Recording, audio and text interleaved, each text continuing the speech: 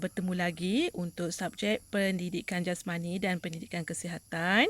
Okey, untuk hari ini apa yang saya akan bincangkan dalam video ini adalah berkenaan dengan pendidikan kesihatan.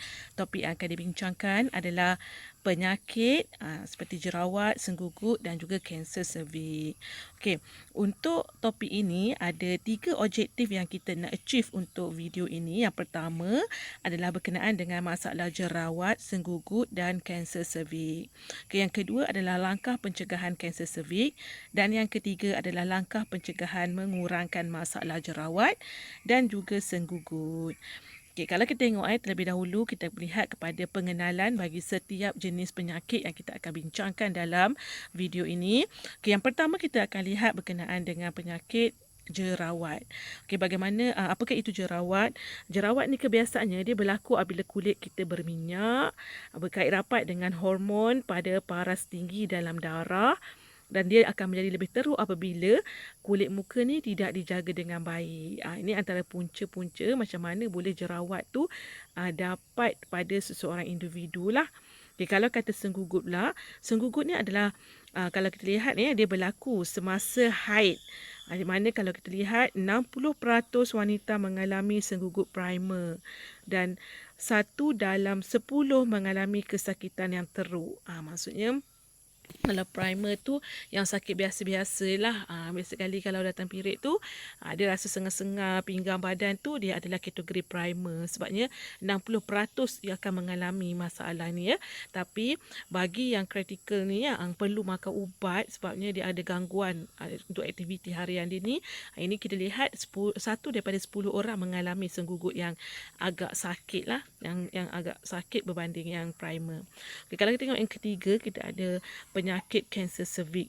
Kanser cervix ni dia boleh menyebabkan kematian yang boleh menjurus kepada kematian. Di mana kalau kanser cervix ni dia adalah penyakit yang bermula pada pangkal rahim.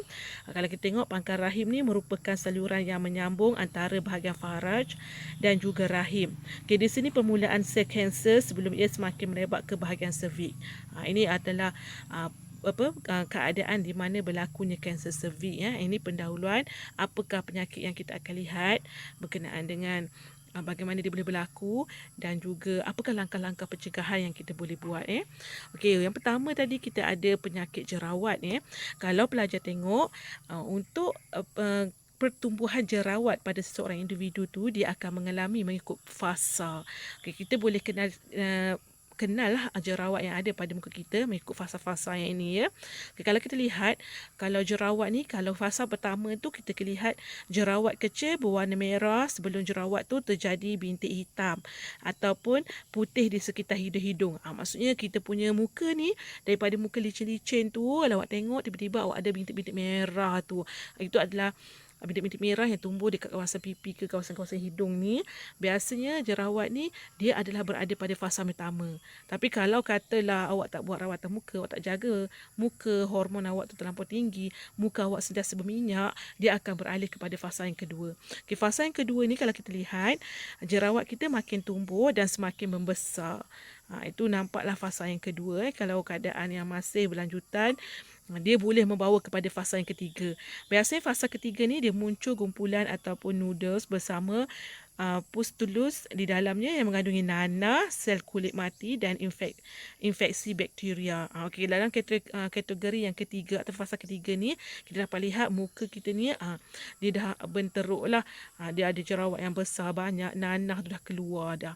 So kalau keadaan ni kita perlulah ada rawatan supaya dia tidak berlarutan. Sebab kalau katalah jerawat ni terlalu banyak dekat muka kita dalam jangka masa yang panjang, dia akan menyebabkan kita punya kemeradian diri tu akan kurang kan.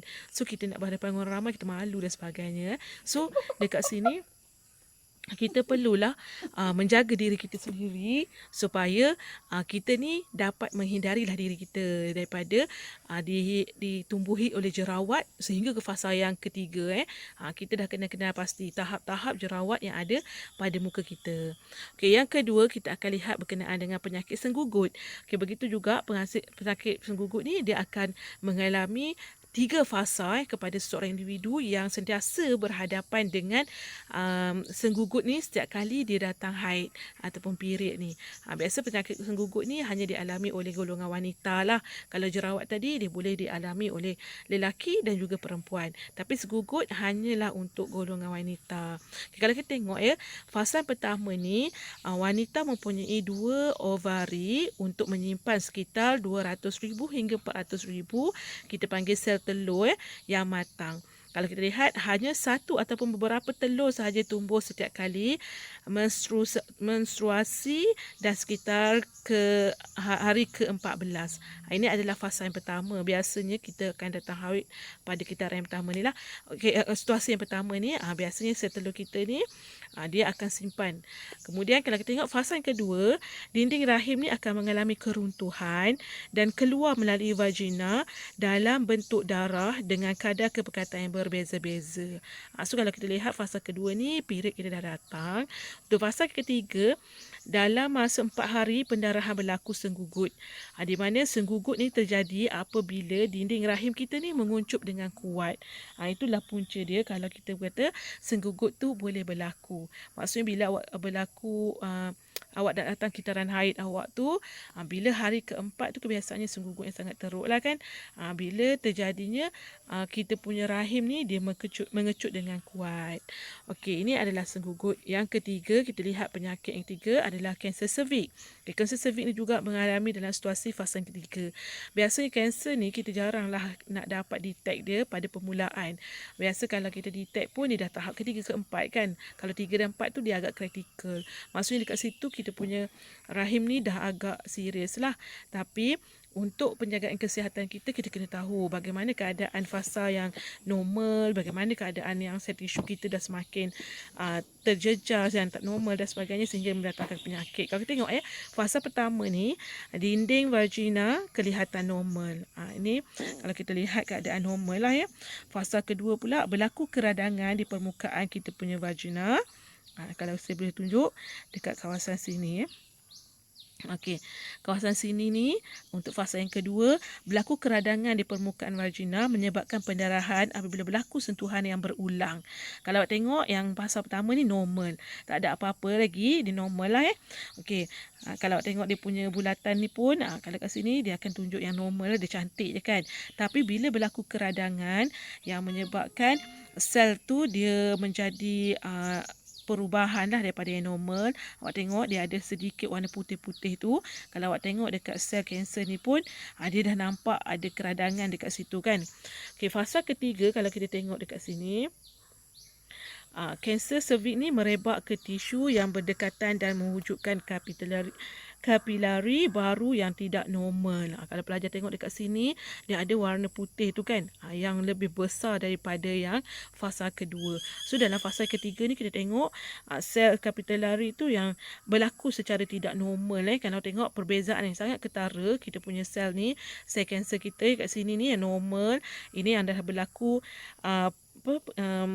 berlaku pendarahan, dan yang ini apabila fasa ketiga telah dilalui. Okey, ini adalah situasi macam mana kanser cervix ni boleh berlaku kepada seseorang individu lah ya. Okey. Kalau kita tengok pula dekat sini, bijak mengurus diri terurus. Ini sangatlah penting kepada kita. Kita kena tahu dulu apa itu senggugut, apa itu punca senggugut supaya kita boleh mengurus kita dapat elakkan setiap bulan kan. Kalau kata kita ni yang subur kan, 15 hingga ke 20 hari tu dia punya kitaran. So kemungkinan seseorang individu tu dia akan datang period sebulan 2 kali. So dalam situasi ni kalau katalah kita mengalami senggugut yang teruk kan, tu setiap kali period kita akan datang sakit. So ini akan mengganggulah kita punya emosi dan sebagainya kan. So dekat sini kita sebagai seorang individu kita kena pandai jaga diri kita lah. Sebelum tu kita kena tahu dulu apa maksud senggugut dekat sini Kesakitan di bahagian perut semasa datang haid terdapat 2 jenis, primer dengan sekunder. Primer tadi kita kata 60% mengalami keadaan senggugut ni kesakitan senggugut. Dan 1 daripada 10 mengalami senggugut yang sekunder ni yang sangat sakit. Biasanya punca kita kenapa boleh merasai kesakitan segugut tu disebabkan oleh proses penguncupan dinding rahim bagi mengeluarkan ketulan darah haid yang bercampur dengan dinding tisu selaput endometrium. Ini disebabkan kenapa dinding kita punya rahim tu dia telah luruh dan dia akan keluar secara bersama-sama dengan kita punya darah haid tu. Itu puncanya kenapa senggugut tu boleh berlaku. Okey. Kalau kita tengok dekat sini, ada beberapa langkah yang kita boleh amalkan untuk pelajar perempuan wanita ni untuk elak kita daripada mengalami senggugut secara berterusan ni kan. Kita boleh elakkan dia melalui langkah-langkah ni Antara langkah dia, kita boleh membuat pengambilan vitamin tertentu. Vitamin ni kita boleh dapatkan nasihat daripada ahli farmasi ke, doktor ke, yang mana sesuai untuk mengurangkan masalah senggugut kita ni. Kemudian elakkan pengambilan lemak tepu yang tinggi, elakkan pengambilan garam berlebihan, amalkan senaman rutin, lebihkan karbohidrat mengandungi serat yang tinggi, elakkan minuman berkafein, coklat, teh dan karbohidrat berkarbonat. Kemudian elakkan minuman beralkohol. So antara langkah-langkah ni kalau kita mengalami senggugut, cuba elakkan dan kurangkan. Setengah orang ni dia suka kafein kan. So nak kurangkan tu sangat susah. Tapi untuk kita nak mengurangkan kesakitan kita, kita kena ada motivasi yang tinggi untuk kita cuba langkah-langkah ini bagi mengatasi masalah yang kita hadapi. Okey. Kemudian kanser cervix. Okey, kanser cervix ni kita cakap tadi kan. Mula-mula tadi dia adalah antara punca yang boleh membawa kepada kematian kan. So kita kena dulu kenal dia supaya kita dapat elak ataupun cegah Okey, apa itu kanser cervix? Kalau kita tengok sini, kanser cervix ni adalah kanser pangkal rahim di mana pangkal rahim merupakan saluran yang menyambungkan antara faraj dan rahim.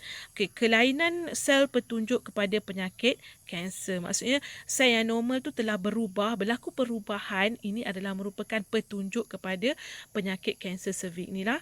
Kalau kita tengok jenis ni, kita ada dua jenis kanser, squamous cells, yang ni kita panggil bara pangkal rahim yang bermula dari saluran squamous ataupun kulit di pangkal rahim. Yang kedua kita ada adenocarcinoma.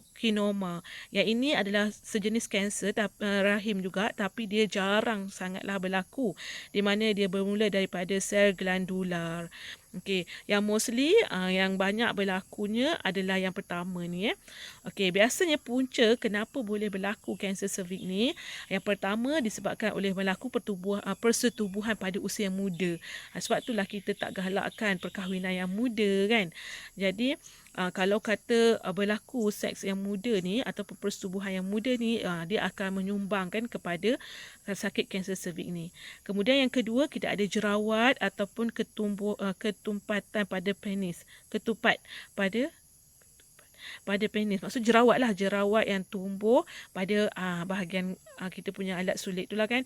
So jerawat itu juga kalau kata awak tak ambil rawatan ke, dia boleh menjurus kepada situ sebab dia mengaktifkan kita punya sel kat situ. Okay, tisu-tisu kita kat situ. So perubahan tu lah yang kita kata kita boleh detect pada kanser. Berlaku pertukaran pasangan kelamin. Ini sebab itulah kita tak digalakkan dalam Islam pun kan, bertukar-tukar pasangan dan sebagainya. Sebab ini antara yang penyumbang kepada penyakit ini. Penyakit ini bukan penyakit yang bermain Tabiat merokok dan mengambil makanan beralkohol. Dan yang kelima adalah faktor genetik. Okey, yang kelima ni memang kita tak dapat nak elakkan lah kalau kata ada faktor genetik. Tapi 1 hingga 4 tu perkara yang sangat kita boleh elak kan. Kita cuba elak supaya ini bukanlah antara penyebab Okey, langkah pencegahan kan, sebab kita tahu dah punca-punca ni, kita pun dah elakkan dah semua. So langkah dia, kita kenalah amalkan gaya hidup yang sihat. Macam tadi kita kena ada senaman secara rutin kan, mengambil makanan yang sihat, diet yang seimbang. Okey.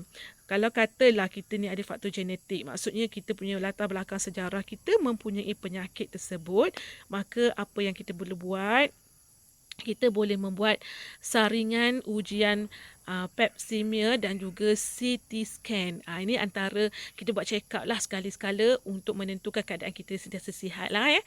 Okey, ini antaranya bagi kita mencegah kanser cervix, kita kena tahu dulu punca-punca dia. Kalau kata kita ada faktor genetik tu, kita kena berhati-hatilah. Tapi kalau tak ada, elakkan daripada punca-punca ni supaya kita dihindari oleh penyakit tersebut.